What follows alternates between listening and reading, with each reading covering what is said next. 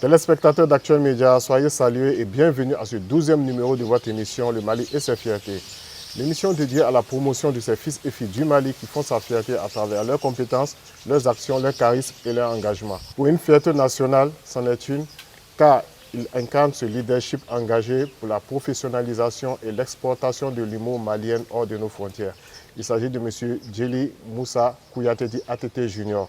Certes, on le connaît, mais nous le redécouvrons un peu plus. Bonjour Djely Moussa Kouyaté. Bonjour. Merci pour l'honneur que vous nous faites d'avoir accepté d'être notre invité pour ce numéro. C'est avec un immense plaisir aussi.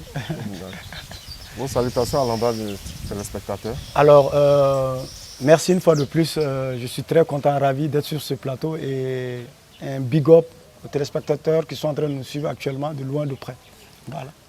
Alors, qui est Djely Moussa Kouyaté? Même si on vous connaît, la tradition veut qu'on commence par cette question.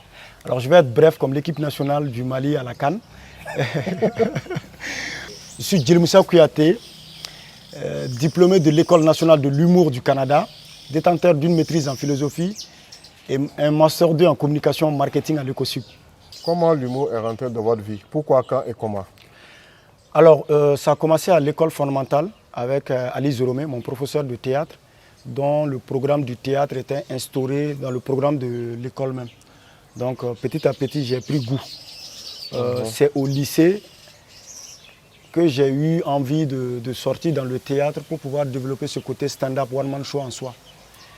Parce que déjà, je me suis inspiré à l'époque de Gad Elmaleh, Jamel Debbouze et de Bamba de la Côte d'Ivoire. Donc, ils m'ont donné envie d'être en costume, d'être seul sur scène pour se produire. Et quand je suis allé en Afrique du Sud en 2003, à l'époque, c'était le ministre Feu Mohamed Lamine qui m'a envoyé quand j'étais au lycée Massa Magan Diabaté. Et à mon retour, j'ai mis de côté le théâtre. Et donc, je me suis battu et travaillé plus pour instaurer le stand-up. Stand-up, c'est-à-dire le one-man show, être seul sur scène. Mais on vous a donné le nom d'ATT Junior parce que vous imitez beaucoup l'ancien président. Certes, vous imitez beaucoup d'autres personnalités, mais pourquoi précisément lui? Vous n'avez pas peur? Non, à l'époque, les gens n'ont pas compris le concept. Parce qu'à l'époque, moi, j'imitais ATT pour me moquer de lui. Parce que d'abord, c'était pour moi comme un grand-père. Quand je dis un grand-père, j'avais tellement envie de sortir ce côté humour en lui. C'est-à-dire, ce que les gens ne savent pas, ATT était drôle. Parce que quand il parlait, il donnait envie de rire. Parce qu'il disait, c'est vrai, il faut le dire. Donc il était rapide, il ne respectait pas les points nus, les virgules. Donc pour moi, c'était de l'humour. C'était quelque chose à apporter de plus en ce monsieur qui était chef d'État, qui était sérieux, qui était responsable. Mais en dehors de tout ça, il dégageait quelque chose qui donnait le sourire. C'était sa manière de parler. Donc voilà comment je me suis réincarné en lui pour pouvoir l'imiter. Et dans l'imitation, je me suis retrouvé à l'ORTM avec beaucoup de sketchs, mais c'est l'imitation qui est passée à la télé. Et donc, quand l'imitation est passée à la télé, à l'émission Éclat de rire par Djibril Diabaté à l'époque, qui m'a demandé de passer pour faire quelques sketchs. Mais dans les sketchs, l'imitation a pris le dessus. Et donc, Djibril il a posté la vidéo à la télé en écrivant ATT Junior, sans demander mon avis. Et le nom est parti comme ça.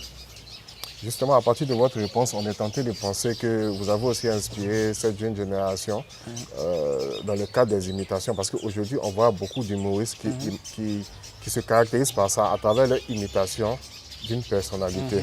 Bon, ATT Junior est l'un des rares humoristes à se produire sur la scène internationale. Comment s'est passée votre première expérience à l'international? Bon, la première fois que je suis allé sur le Burkina Faso, je devais donner un spectacle sur le festival de Augusta Palenfo. Augusta Palenfo, c'était en 2010. Elle m'a invité pour participer au festival. Je n'étais pas seul, j'étais avec Oumar Defonzo du Gabon, Souké Sidiki du Burkina, Petit Sergent du Burkina. Il y avait beaucoup d'humoristes très connus qui étaient aussi dans le festival. Et moi, au départ, c'était des 5 minutes, 10 minutes au Mali, en français. Mais aller jusqu'à 45 minutes sur scène, c'était ma première fois de pouvoir me produire pendant 45 minutes. Et mon répertoire, est-ce que c'était suffisant ou pas? C'était vraiment la question. Arrivé au Burkina, je me suis battu quand même pour pouvoir tenir les 45 minutes dans un contenu que j'avais préparé en respectant le canevas que j'ai j'ai amené pour le festival. Maintenant, la plupart du temps aussi dans le stand-up, c'est des impros. J'ai beaucoup improvisé.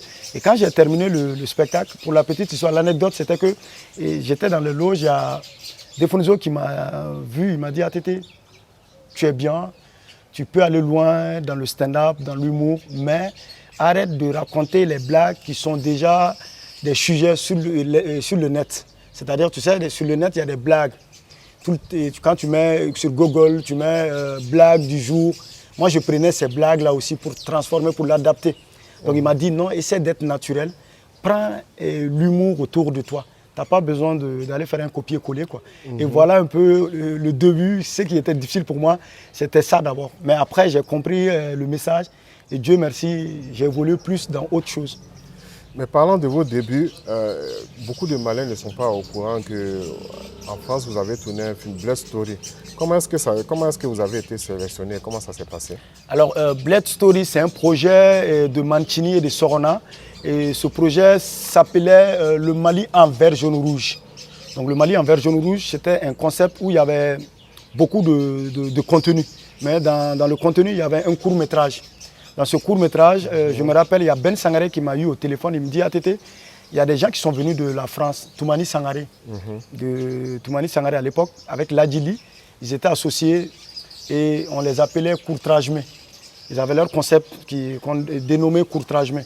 Donc j'ai dit, des gens qui sont venus de la France, ils disent oui. Ben m'a dit oui, ils veulent un comédien pour jouer dans un court-métrage qu'on va tourner au Mali et à Paris. Donc il dit, il a appelé beaucoup de comédiens. Je me rappelle, il y avait beaucoup de comédiens qu'ils ont aussi appelés. Et moi, j'ai pris la moto. Et à l'époque, je n'avais pas une voiture, j'ai pris ma moto. J'ai roulé la moto. Dès que je suis arrivé, je suis rentré avec de l'humour. Je suis rentré les rencontrer, commencer à faire rire, à papoter avec eux. Tac, tac, tac, tac, tout de suite. Toumani Sangaré dit à Ben, écoute, dis aux autres de laisser. On a notre comédien, le voilà. Et on a tourné 5 jours à Bamako. On a pris le vol, aller sur Paris et tourner le reste des épisodes. En fait, tourner le reste à Paris. Et en tout, c'était un court-métrage de 9 minutes, 9 à 10 minutes. Donc, où j'ai eu 2 prix à Montpellier, le prix du jury et le prix du public sur le court-métrage. Voilà, Blood Story, c'était en 2009. Toujours à l'international, quel est l'événement qui vous a le plus marqué? L'événement qui m'a le plus marqué, c'était le Parlement du Rire. Le Parlement du Rire, je ne m'attendais pas à la qualité et à l'organisation du concept. Et moi, quand je suis arrivé à l'hôtel, je voulais jouer le paresseux. Tu sais, les Maliens, nous sommes... Bon, moi, d'abord, ici au Mali, quand nous avons des spectacles, on est habitué à venir directement dans la salle, peu importe l'heure, on t'annonce, tu joues. Mais je ne savais pas qu'au Parlement du Rire, il y avait vraiment du boulot à la base. Parce que moi, je suis venu, je suis allé dans les loges, je me suis installé, je veux jouer aux Maliens, quoi. Donc j'attends juste qu'on m'appelle pour venir balancer la vanne ou ainsi de suite. Et tout de suite, on tape la porte, on me dit, ah Tété, suis-nous. Je viens, on dit, raconte-nous la blague que tu dois dire tout à l'heure. J'ai dit, on va filmer. On dit non, on ne va pas filmer. C'est juste écouter. Parce que ce sont les mêmes blagues que tu nous as envoyées avant de venir ici, par mail. C'est-à-dire, avant d'aller au Parlement du Rire, tu es sélectionné déjà par le sketch et que tu as déjà envoyé par mail et que tu as écrit pour les proposer. Et on me dit de reprendre la même chose. J'ai dit, mais ça fait 6 mois que je vous ai envoyé le texte de mon spectacle. Et si ça fait 6 mois, un humoriste évolue. Et en 2 jours, 3 jours, tu es inspiré, tu as autre chose. On dit, oui, on sait que tu peux avoir d'autres blagues, mais nous, on t'a validé à cause de telle blague. Et j'ai raconté la blague. Je suis allé dans les loges, m'installer encore. 5 minutes, on tape la porte, on me dit de ressortir. Que je dois travailler avec la lumière cette fois-ci. Voir mon teint, régler la lumière à travers ma prestation. Tu vois, pendant que tu te déplaces, la lumière te suit. Je termine, je pars m'installer. Après, on vient, on tape la porte, on dit reviens. Tu dois travailler avec la réalisation, les caméramans et tout ça. Parce que si tu es un comédien qui se déplace beaucoup, il faut que les caméras arrivent à te suivre dans le délai et dans le temps. Je pars dans les loges. Après, on me dit, ah Tété, tu sors, vous allez faire un filage tous ensemble. Gowou, Duguay Cravate, Charlotte et puis Maman et les autres humoristes. On joue sans le public, comme si c'était devant le public. Dès qu'on termine encore, je rentre dans les loges, 5 minutes, 10 minutes après, on me dit que les gens sont dans la salle. Apparemment, pendant que nous on répétait, les gens étaient dehors. Et quand on est rentré encore dans la salle, j'avais déjà le public. Maintenant, ça c'est condition spectacle, allez-y. Et ça, pour 4 minutes de blague, tu as vu les va-et-vient pour juste 4 minutes. Tout ce professionnalisme. Voilà, et là, c'est ça qui m'a marqué. Et ça m'a poussé encore à apprendre à être professionnel, même ici. Quand j'ai un spectacle, il y a la balance d'abord. Il faut que les comédiens viennent, qu'on travaille en avance, qu'on cale le tout, on règle tout ce qu'il y a à faire avant de faire venir le public, quoi. Donc ça, j'ai appris avec eux et ça, c'était vraiment extraordinaire pour moi. Mais après, moi, ce que je n'ai pas aimé aussi, c'était qu'on m'a imposé les blagues de 6 mois. Parce qu'un comédien évolue au moins. L'histoire du policier et tout ça, c'était ancien. 6 mois, moi, je pouvais faire autre chose. Et donc, je n'ai pas eu le temps. J'étais coincé et j'étais piégé par mes propres écrits que j'ai envoyés. Donc, tu vois, après arriver là-bas, j'avais d'autres vannes, j'avais d'autres inspirations que je pouvais même dévoiler, mais j'étais obligé de dire ce que j'ai envoyé comme écrit et ce qui a été validé. Donc, ce qui a été validé, tu reprends ça. Voilà un peu. Ce qui m'a un peu marqué. Voilà. Ouais, ça se comprend parce que vous êtes un humoriste polyvalent et évolutif. Voilà, l'humour, c'est même par exemple tout de suite, le sketch que je pourrais te raconter tout de suite, en sortant d'ici, je peux avoir d'autres blagues. Avant même de monter les escaliers, je peux être inspiré. Oui, mais si on te pousse à revenir sur ce que tu as dit il y a 6 mois, ça... Ah oui, c'est vrai. Voilà, mais c'était pas mal. C'était une très belle expérience et j'ai adoré, j'ai aimé. Voilà. Mais l'humoriste polyvalent que vous êtes a une certaine tendance, celle de focaliser son art sur le stand-up ou le one-man show plutôt que les sketchs. Voilà, vous pouvez vous expliquer par rapport à ça. Voilà, pourquoi moi je ne suis pas trop dans les sketchs et surtout sur les réseaux sociaux, différents des autres qui le font très souvent. Je vais en venir. Voilà, moi je ne suis pas trop dans les sketchs, je suis plus et beaucoup dans le stand-up. Je me retrouve que dans le stand-up, sans accessoires, être seul sur scène, tu vois. Et comme on le dit, dans le stand-up, c'est de l'improvisation préparée.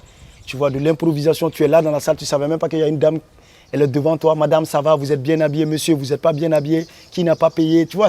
C'est-à-dire, moi, je suis libre dans le stand-up par rapport à me retrouver dans des sketchs. Je le fais. Je fais souvent des sketchs, mais pas trop. Je suis très rare dans les sketchs. Donc vous êtes plus à l'aise avec le stand-up. Le stand-up. Qu'on appelle aussi one-man show. Oui, c'est le stand-up développé qui donne le one-man show. Parce que le stand-up, ça peut se limiter à 4, 3 minutes, 5 minutes. Mais le one-man show, c'est généralement des spectacles de 1 heure ou 2 heures ou 3 heures même. Le record aujourd'hui, c'est 4 heures sur scène avec un Chinois. Et Jamel Debbouze, lui, il est à 2h30. Il y a Gad Elmaleh, 2h40. Hein, il y a Fabrice Eboué, Thomas Ndjidjol. Les gars sont dans des trucs. Moi, personnellement, je suis à 2 heures pile. Parce que mon spectacle à Paris, la première fois que j'ai joué à Paris, c'était dans la salle Pampiper. J'ai donné un one-man show intitulé Aller-retour, qui était à 2 heures pile. Avec l'avènement des réseaux sociaux, on remarque aujourd'hui qu'il y a beaucoup d'humoristes qui se font connaître à travers les réseaux sociaux. Et ça leur permet d'être connus, de gagner cette visibilité, etc. Mais on se pose la question de savoir pourquoi est-ce qu'un humoriste de talent comme vous ne suit pas aussi cette voie.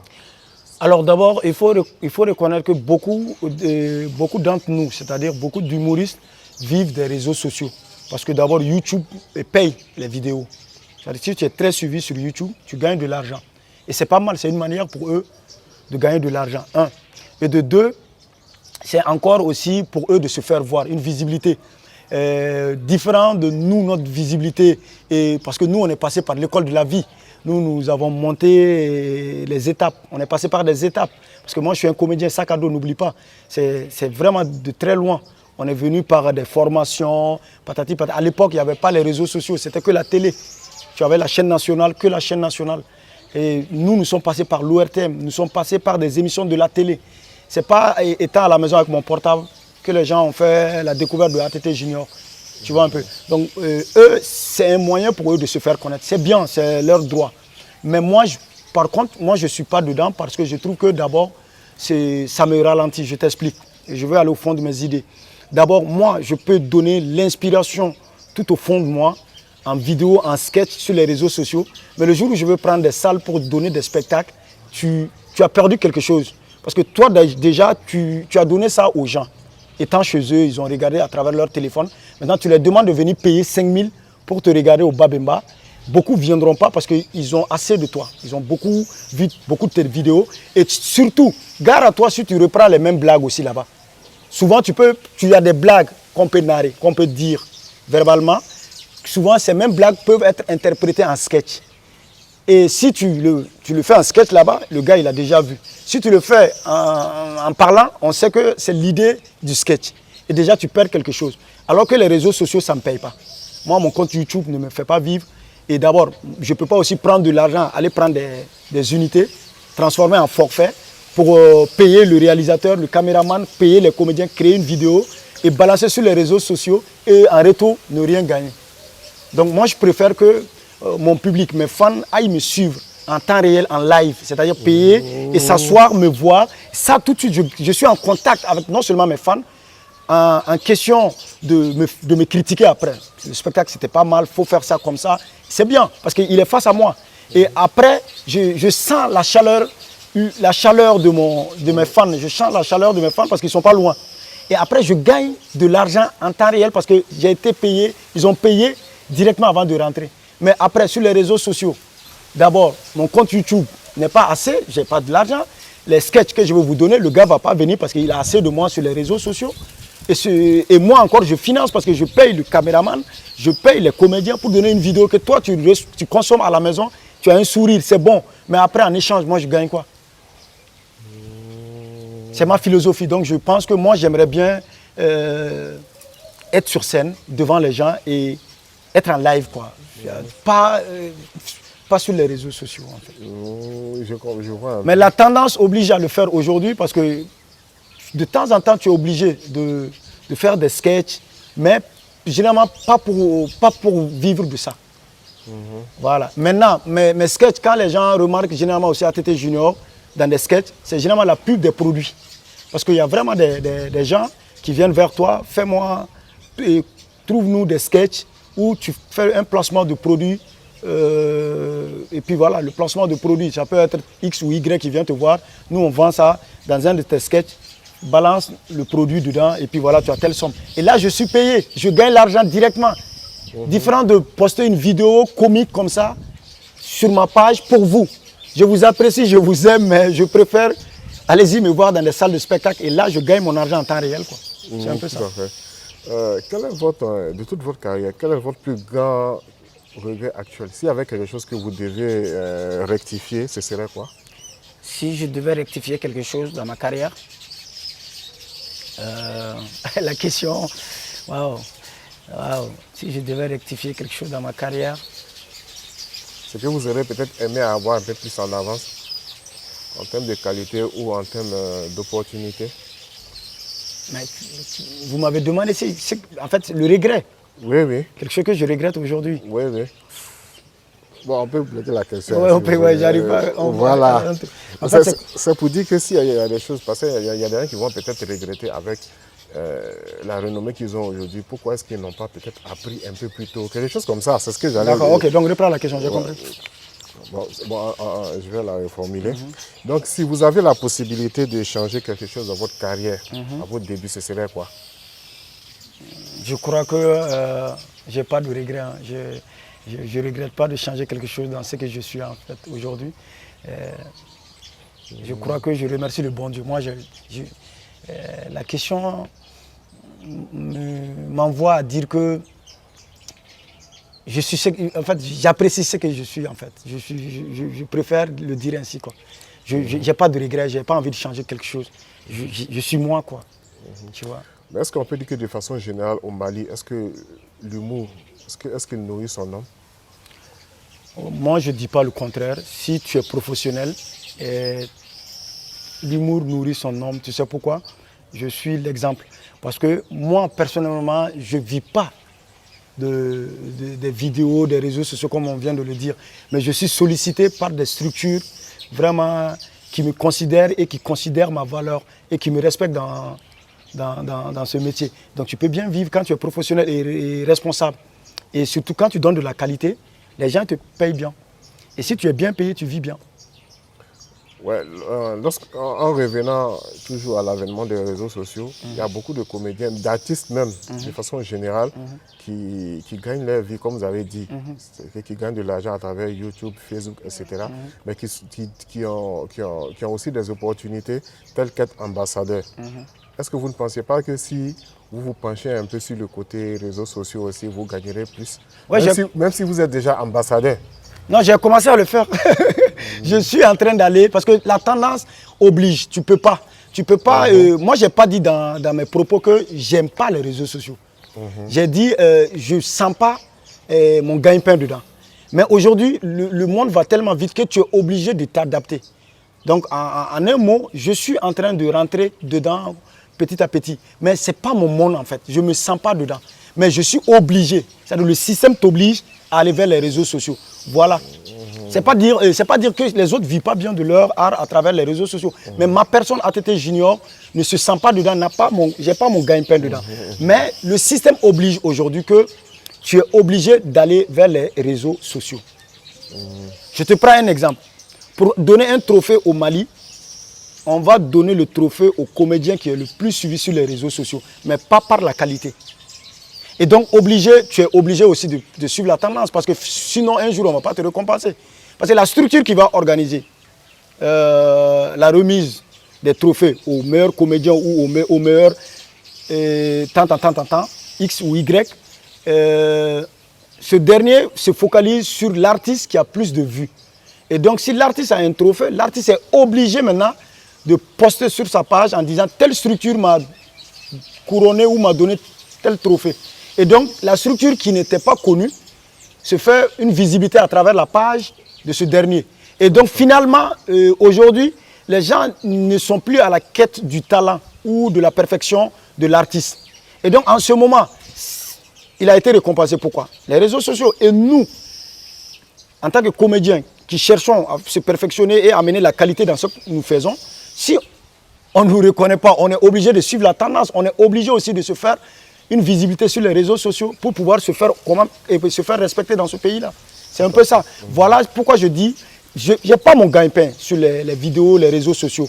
Mais je suis obligé de suivre la tendance parce que ça devient une nécessité. Ça devient une nécessité parce que si tu ne le fais pas, tu n'es pas récompensé, on ne te voit pas. Tout à fait. Chers téléspectateurs, nous vous rappelons que vous êtes sur Actuel Média et notre invité d'aujourd'hui c'est Djely Moussa Kouyaté dit ATT Junior. Loin de moi l'envie de sortir un souvenir, un triste souvenir. Nous avons appris que vous avez été agressé une fois. Est-ce que vous pouvez nous raconter ce triste épisode? D'accord. C'était en mois de décembre. Et il y a une année maintenant, je crois. On a dépassé les une année. Il y a une année, j'avais rendez-vous avec un ami vers Djelibougou. Donc moi, je suis de Kalabankoro. Donc j'étais avec un pote, on a pris la voiture. On était au calme, quoi. On roulait doucement. On arrive vers l'hôpital Gabriel Touré. Il y a le feu. Il y a un feu qui est là-bas. On s'est garé, le feu était rouge. Il était 23h, 0h moins. Donc moi, j'aime bien respecter quand même les consignes quand même de la circulation. Voilà. Donc je me suis garé. Mon pote était à côté de moi. Et à un moment, j'attends Baou. J'ai dit à mon pote, est-ce que ce n'est pas les pneus de la voiture? Il me dit non, ce n'est pas les pneus de la voiture, c'est peut-être c'est le mois de décembre. Peut-être c'est les pétards ou bien autre chose. Après, tout de suite, j'ai eu tout de suite des douleurs qui ressortaient sur le dos. Et j'ai fait ma main comme ça. J'ai vu du sang qui sortait. Et j'ai dit à mon ami, est-ce qu'on ne m'a pas tiré? Mais on a regardé vraiment autour de nous, pas de trous, pas de vitres. Je n'ai pas vu quelqu'un en fait. Il n'y avait pas personne. En fait, il n'y avait personne autour de moi. Et donc, directement, on a avancé, il y avait des policiers à côté. Je suis allé les dire, j'ai dit à la police, écoutez les gars, on m'a tiré avec une balle réelle. Donc, quand j'ai enlevé mon t-shirt, donc il y avait du sang. Et ils m'ont dit, voilà, allons à l'hôpital, de sorte qu'ils m'ont escorté. On s'est retrouvé à l'hôpital Gabriel Touré. Et tout de suite, les médecins se sont acharnés sur moi et m'ont pris rapidement d'urgence et s'occupaient très bien de moi. Du passage, je remercie l'hôpital Gabriel Touré. Et puis la police, c'est important parce que sans eux aujourd'hui, ça allait être autre chose. Avec quelques amis qui sont venus sur place. Et donc on m'a pris, j'ai eu le temps de me faire soigner un peu. Et donc après là-bas, je suis allé directement au commissariat pour déposer plainte contre X et Y, contre X ou Y, voilà. Je suis allé déposer une plainte. Bon, arrivé à la maison, donc je devais le lendemain repartir pour la Guinée-Conakry pour un spectacle d'humour, le match du rire de Al Soirée. Donc blessé, le lendemain, j'ai pris mon vol et je suis allé à Conakry. J'ai fait 5 jours à Conakry.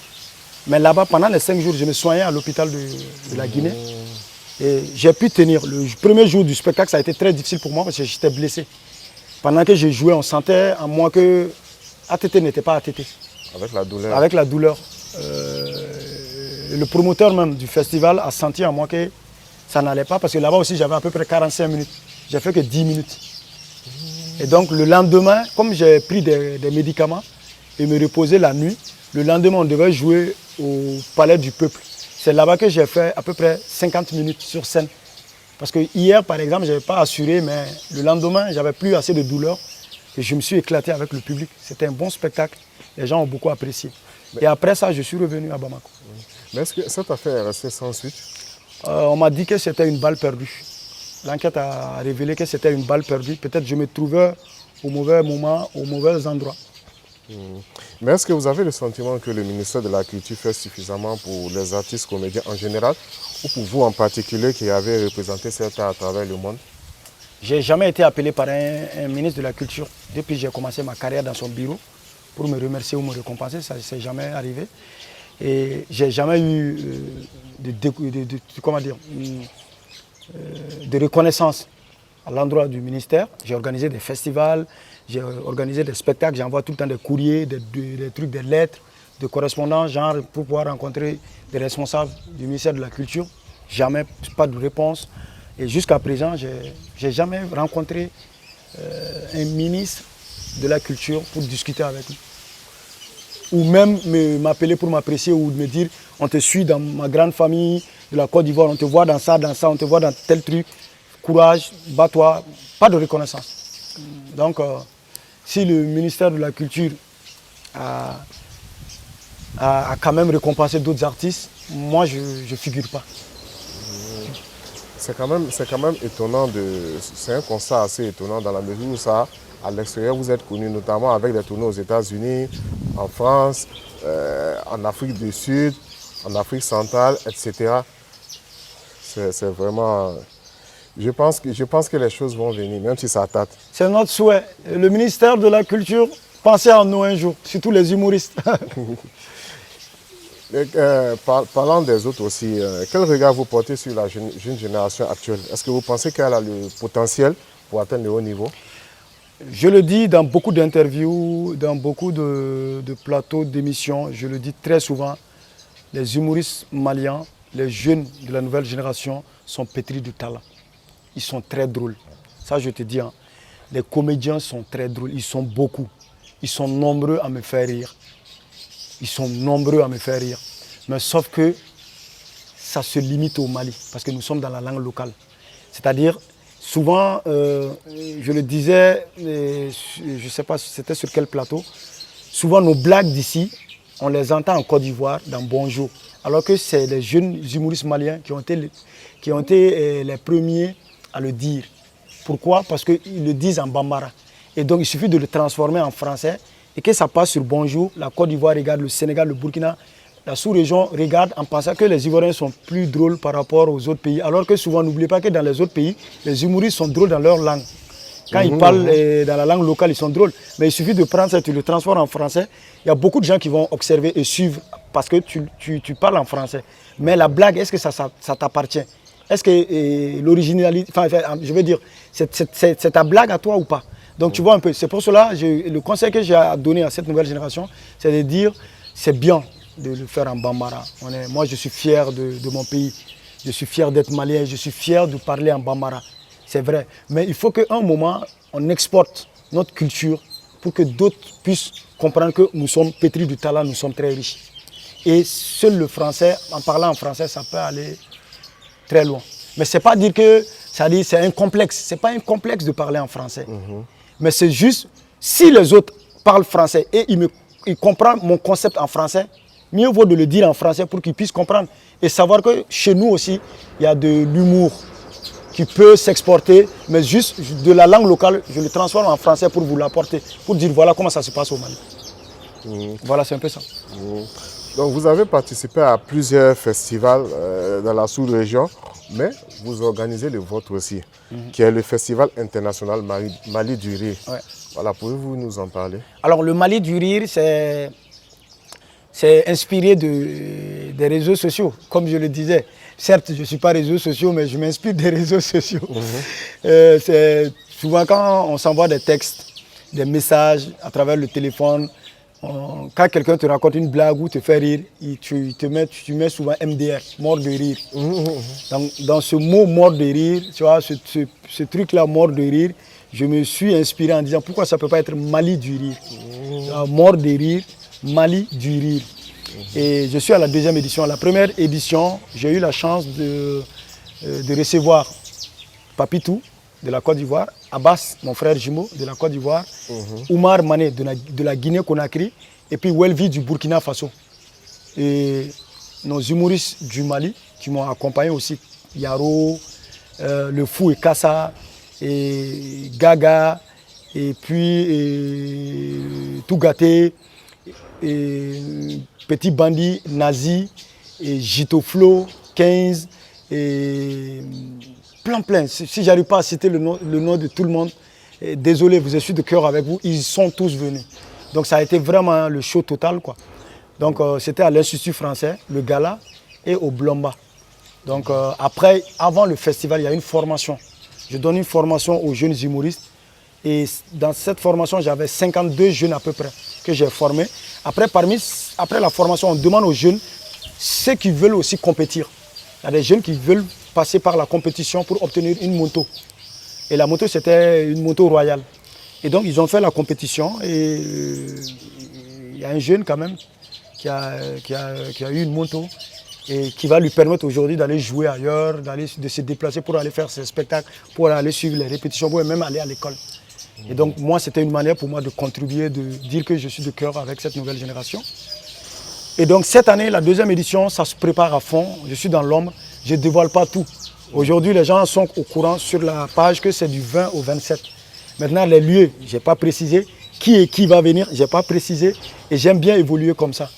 C'est ma stratégie de communication. Je pars étape par étape.